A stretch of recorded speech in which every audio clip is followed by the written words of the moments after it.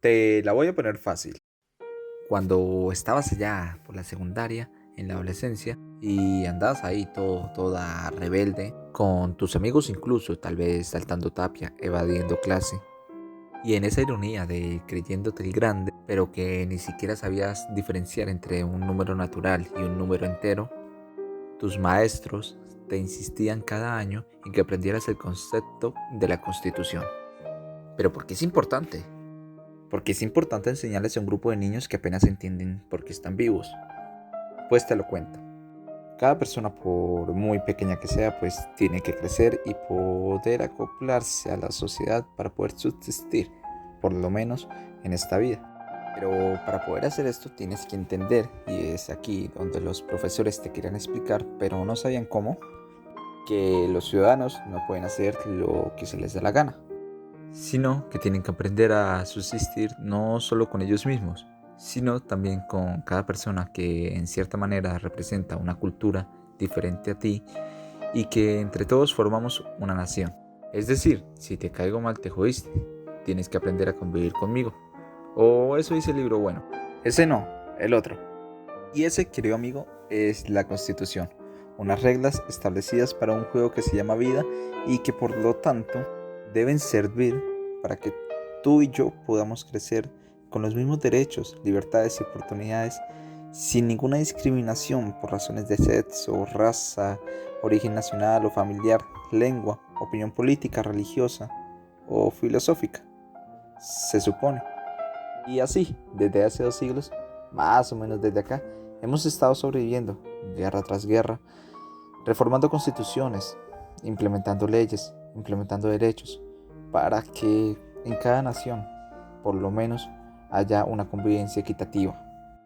Ah, pero me llamarás mentiroso. Me dirás que por qué hay tanta desigualdad, por qué los niños se siguen muriendo de hambre, por qué la salud es un asco, por qué la educación no es para todos. Lo siento, yo no creo en las reglas del juego. Seguimos siendo gobernados por estos que dicen que los derechos a la salud y a la educación no son fundamentales. Pero a ver, no seamos tan pesimistas. Veamos qué partes integran la Constitución y por qué estaríamos peor sin ella.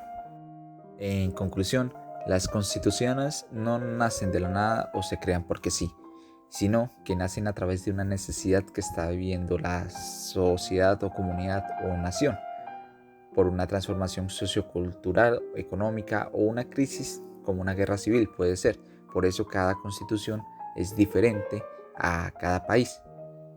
Países como estos no tienen, por ejemplo, una constitución única, sino que tienen una constitución que se le puede llamar no codificada, que está compuesta por tratados, decisiones judiciales, estatutos y convenciones parlamentarias, que valdría a esto, lo que tenemos nosotros los colombianos, con diferentes reglas, pero que al final y cuentas hace lo mismo que nuestra constitución, cubre las necesidades de esa sociedad o nación. Lo que compone la Constitución colombiana es lo que tenemos nosotros como ciudadanos al nacer, derechos, garantías y deberes, que eso pues ayuda a que nosotros salgamos a las calles o crezcamos sin tener que preocuparnos por nuestra salud y educación, como habitantes de este territorio. En él nos explican cómo está repartido el Estado, es decir, el poder, que está en 3 ramas: legislativa, ejecutiva y judicial. Esto, claro, no pudo pasar si no hubiéramos tenido las diferentes experiencias que tuvimos del golpe de Estado, no solo de Colombia, sino de Latinoamérica, pobrecita, que ha sufrido tanto. Claro, tal vez este sistema socialista puede funcionar. Un superhombre como el que nombraba el gran sabio. Una persona que haya alcanzado ese estado espiritual y esa madurez moral superior a lo que hoy tenemos. La rama legislativa, como lo dice, es la que le corresponde formular leyes o la que también ejerce control sobre el gobierno para que este chiquitín no se salga con la suya. La rama judicial se encarga de hacer cumplir las leyes que hay en nuestro país, de proteger derechos y decir qué sucede con las personas, las instituciones que no las cumplen. La rama ejecutiva, por otro lado, tiene la facultad de ejecutar la ley. Aquí se cumplen 4 funciones. Él o ella es el encargado de ser el responsable o de fijar metas para el bienestar de un país. Es decir, es la suprema autoridad administrativa. La segunda función que cumple el presidente es que es el jefe de gobierno, es decir, es el encargado de mantener el orden público en el país. Vaya que sí lo ha hecho bien. La tercera función que cumple este señor de acá, y una de las más importantes para el funcionamiento económico del país, es que es la cara de nosotros internacionalmente. Es decir, que cualquier cosa que él llegue a hacer o decir representa la voz de su pueblo colombiano. Y la cuarta función que tiene este señor es la facultad de poder ser el jefe de las Fuerzas Armadas de Colombia. Y sin ningún tipo de entrenamiento o restricción, como niño chiquito, las puede sacar cuando quiera. Disponga de ellas cuando las necesite. Eso sí, es mejor utilizarlas cuando está enojado. Aparte de las 3 ramas del Estado, también tenemos organismos de control que defienden al pueblo de las 3 ramas también. O sea, son independientes de estas para ofrecer protección al pueblo y control fiscal. Control disciplinario. Pero no se escondan, que las necesitamos. Además, explica cómo está organizado el territorio y qué régimen económico tenemos. Esas son las partes más importantes que compone una constitución. O la nuestra. Hay diferentes tipos de constitución, pero para no alargar más esto, existen solamente 2 en total.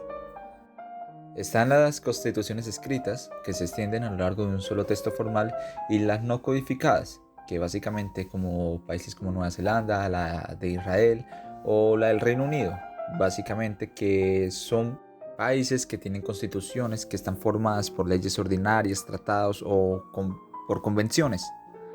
A todas las constituciones del mundo se les puede decir que hay unas más rígidas que otras, es decir, que hay algunas que están más enfocadas a seguir un tratado más especial para ser reformadas. Es decir, países como nosotros la tenemos un poco más difícil para que el Congreso de la República nos escuche a la hora de cambiar la Constitución. Como el Congreso de la República son los que hacen las leyes y las leyes son las que se implementan en la sociedad y las que están dentro de la Constitución, de igual forma, Constitución y ley no significan lo mismo. La Constitución, por una parte, es lo que dice que va a llevar la ley y cuáles son lo que va a limitar esa ley para implementarse dentro de la sociedad. Y la ley en sí es la que se implementa después de haberse aprobado en el Congreso. Por eso muchas veces se dice que la Constitución es la madre de las leyes. O eso dice. Y a ti, que me has escuchado, espero que hayas entendido por lo menos un poco de lo que significa la Constitución en este país y por qué es tan importante. Muchas gracias y a seguir luchando por este hermoso país con P mayúscula llamado Colombia.